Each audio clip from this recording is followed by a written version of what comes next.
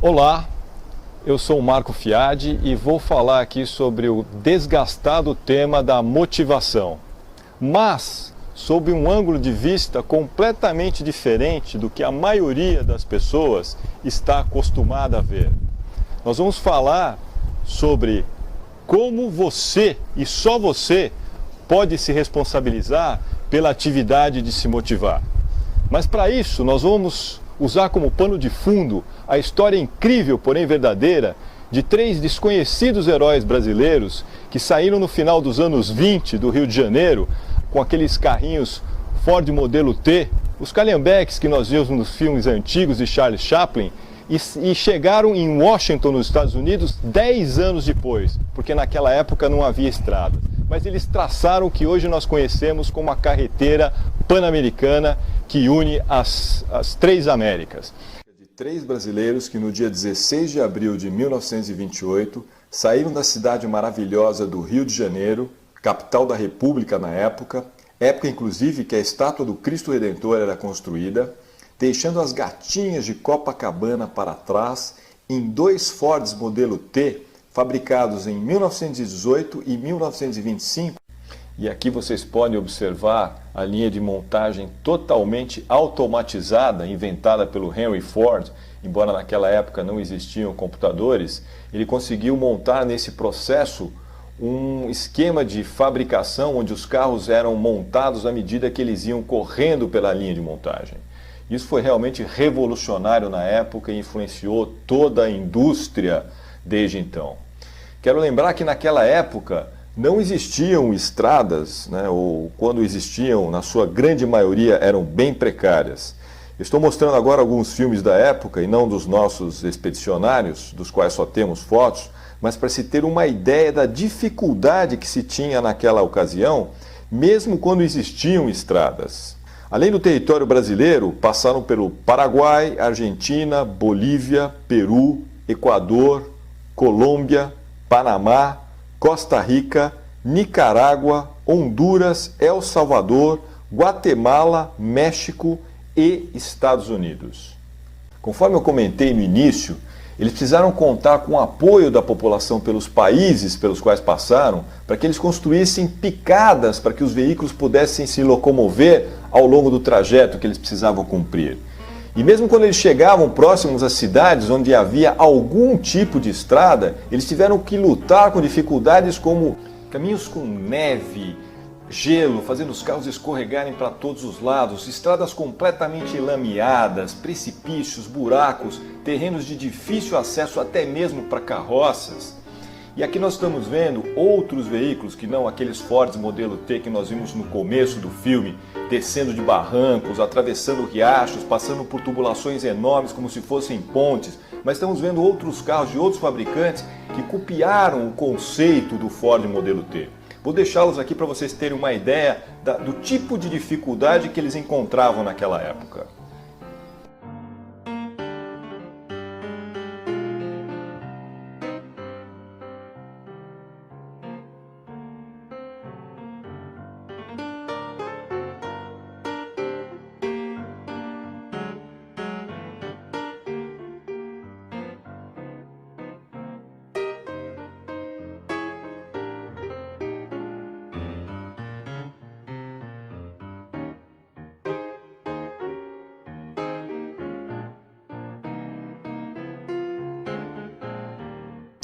Quantas vezes já não passou pela nossa cabeça a ideia de desistirmos de determinados projetos em função das inúmeras dificuldades que enfrentamos e acidentes de percursos que nos levaram a crer que aqueles projetos não deveriam ser levados a cabo? É óbvio que na cabeça desses 3 brasileiros, a hipótese de desistir, ou a vontade de desistir, em 10 anos de projeto, com tudo que eles enfrentaram, passou pela cabeça deles inúmeras vezes. Agora, o que fez com que eles não desistissem? O objetivo maior que eles tinham na época, que era concluir a rota da estrada pan-americana, era muito mais forte do que a vontade de desistir diante dos obstáculos que eles encontraram. E o que nós tratamos nessa palestra? É justamente como encontrar dentro de nós mesmos objetivos maiores, muito além daquilo que são as nossas metas intermediárias no dia a dia para atingirmos objetivos. E assim, chegaram em Washington, onde foram recebidos pelo presidente Roosevelt, no dia 5 de maio de 1938, 10 anos, portanto, depois da partida e 28 mil quilômetros completados, depois de abrirem trilhas e picadas com auxílio de pás, picaretas, dinamite e os braços de homens da população e dos exércitos dos países pelos quais passaram e que compartilharam seu sonho de união das Américas por intermédio da construção de uma enorme rodovia. Eu também fiz minhas aventuras já pela América do Sul numa motocicleta, só eu e minha esposa, rodando desde o Oceano Atlântico, saímos do Rio de Janeiro e chegamos no Oceano Pacífico, em Paracas, no Peru. Fizemos uma viagem de ida e volta de 14.500 quilômetros, passando por todo o centro-oeste brasileiro e pelo Peru, pelo Chile, pela Argentina. E enfrentamos desafios como, por exemplo, atravessar os Andes no inverno, passar pelo deserto de Huacachina, no Peru, passar pela Serra da Canastra, onde nós tínhamos realmente terra, buraco, pedras, fendas, areia, enfim. Passamos por uma série de dificuldades, mas que nada se compara com o que esses brasileiros fizeram nesses 10 anos de travessia. Eles tiveram que lutar contra a fome, contra a falta de peças sobressalentes, tiveram que lutar contra a falta de óleo lubrificante, que eles supriram utilizando banha de porco, tiveram que lutar contra a falta de gasolina, que eles supriram com álcool feito pelos indígenas usando milho.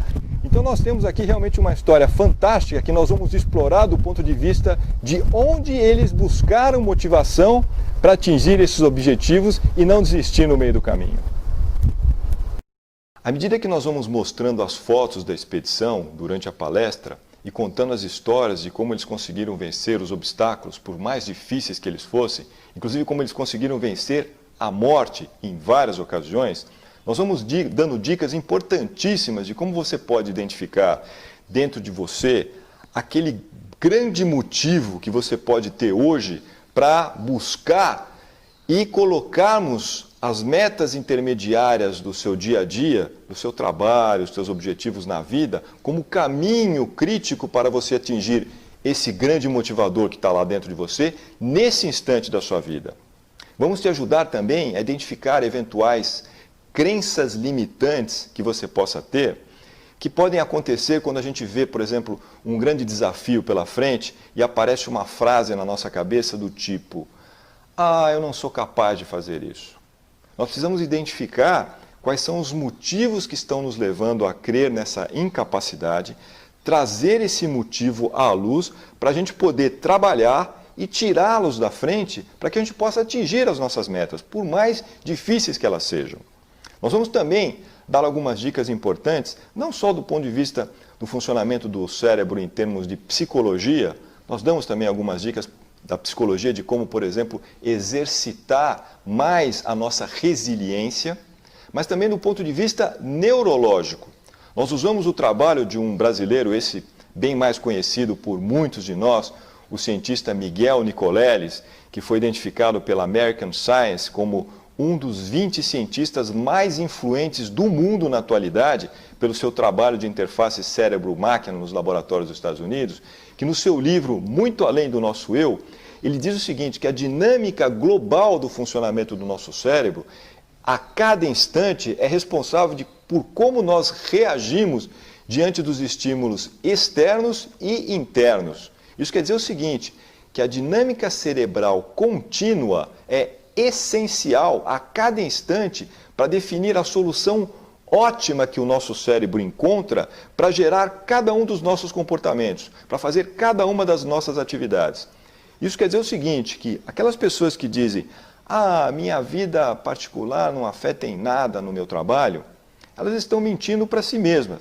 Elas podem até acreditar nisso de fato, mas do ponto de vista neurológico, não é assim que o nosso cérebro funciona. Então nós vamos também ajudá-los a trabalhar como a gente pode utilizar da melhor forma a nossa capacidade, o nosso potencial cerebral para desenvolver cada vez mais a nossa melhor performance na maioria das áreas de atividade da nossa vida. Muito obrigado.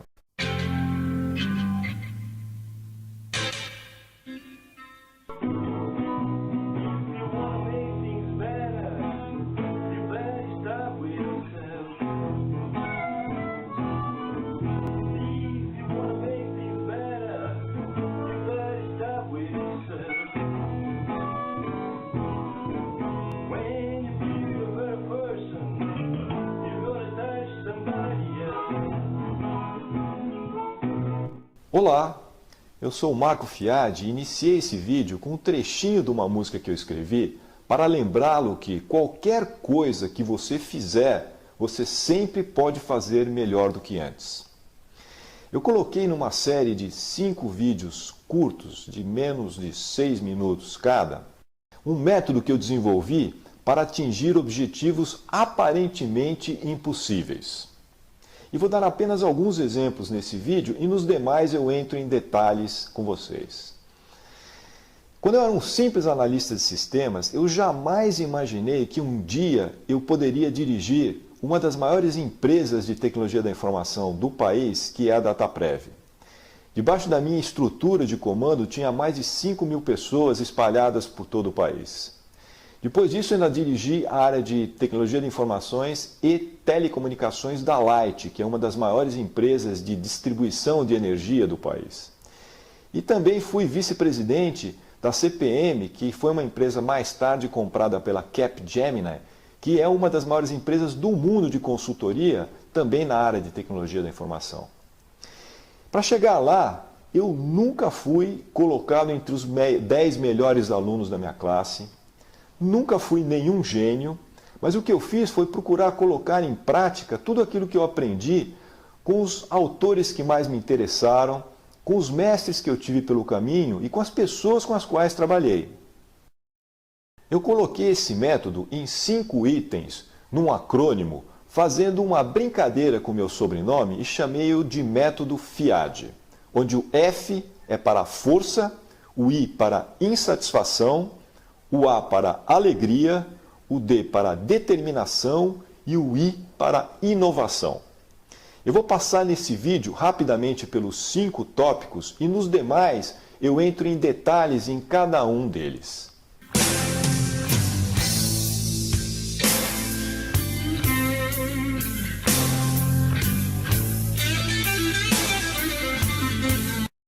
Força. A primeira coisa que nós devemos ter é força de vontade e energia para correr atrás das nossas metas. A decisão que você tomou de atingir os seus objetivos deve ser muito mais forte do que a vontade de desistir que pode acontecer durante a jornada. E se você escolheu metas realmente audaciosas, acredite, muitas vezes você pode sentir vontade de desistir. E como você vai precisar de energia para atingir seus objetivos, é muito importante que você cuide também da sua saúde.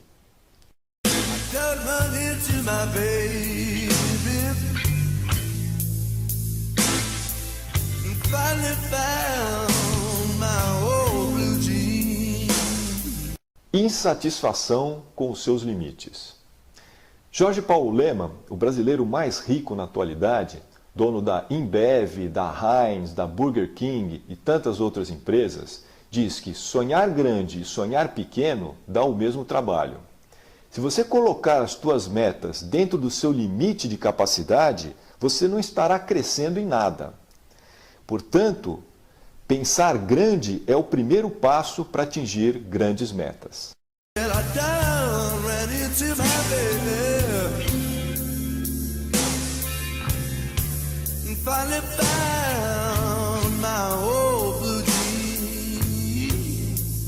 Alegria.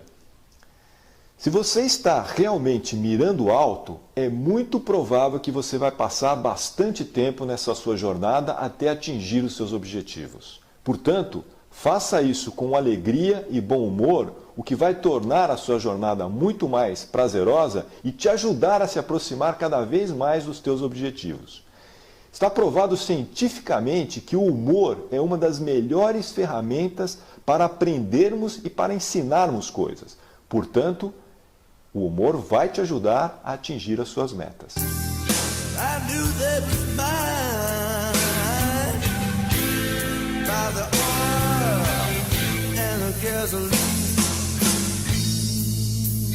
Determinação. Mesmo que a sua força de vontade fraqueje de vez em quando, a sua determinação de perseverar até atingir as suas metas deve se manter firme. Como nós não podemos evitar que pensamentos ruins venham para as nossas cabeças como pássaros que voam, a sua determinação e perseverança devem evitar que esses pensamentos ruins façam ninhos na nossa cabeça.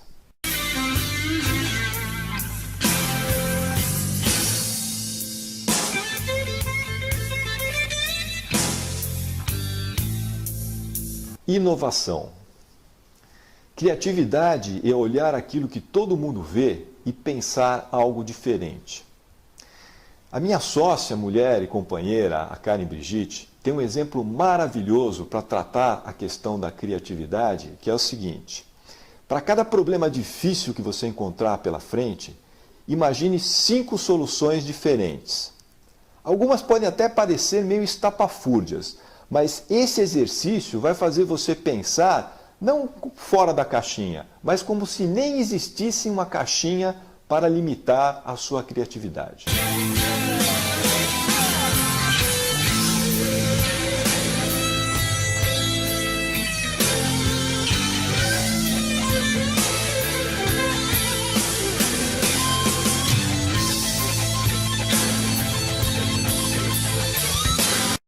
Eu abri esse vídeo com um trechinho de uma música que eu escrevi para vender serviços de coaching. A música completa você pode ver na página que nós vamos indicar logo abaixo do vídeo, na seção de Mentoring e Coaching. No rodapé dessa página você tem a música completa. Não se pode dizer que é uma novidade utilizar música para vender um produto, um serviço, ou até mesmo uma ideia. Os jingles dos comerciais já fazem isso há dezenas e dezenas de anos. Mas utilizar a música para vender serviços de gestão de mudança organizacional, que é o que eu tenho feito para grandes empresas como PepsiCo, Thomson Reuters, Unilever e tantas outras, isso sim é uma novidade. E esta inovação eu utilizei justamente para partir para a realização de mais um grande sonho que eu tinha, que era a minha segunda carreira, justamente na área de gestão de mudança organizacional. Porque eu adoro trabalhar com transformação e ajudar as pessoas a passarem por grandes processos de mudança. Pense nesses 5 tópicos que nós abordamos hoje, porque no próximo vídeo nós vamos falar especificamente sobre força. E para terminar, eu vou também inovar falando um poema que eu escrevi justamente para falar de grandes sonhos, que eu vou ilustrar com fotos que eu e a Karen tiramos, e que começa da seguinte forma: se eu usasse a terra como céu, o céu minha terra seria. Eu andaria sobre as nuvens pelo menos uma vez por dia, todos os dias. O céu minha terra seria.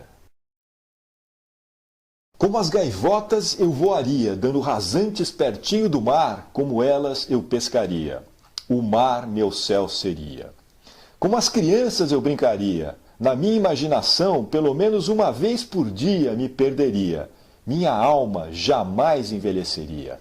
Se eu usasse a terra como céu, o céu minha terra seria. E quando com Deus falar caberia, é só lembrar que aqui no céu ele estaria. E bem junto a mim, como sempre, ele me ouviria. E a oração que Jesus ensinou, eu rezaria.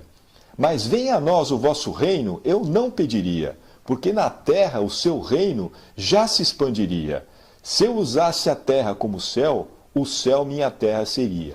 E sempre que quisesse, a realidade voltaria, e para isso no céu meus pés fincaria, pois afinal o céu minha terra seria.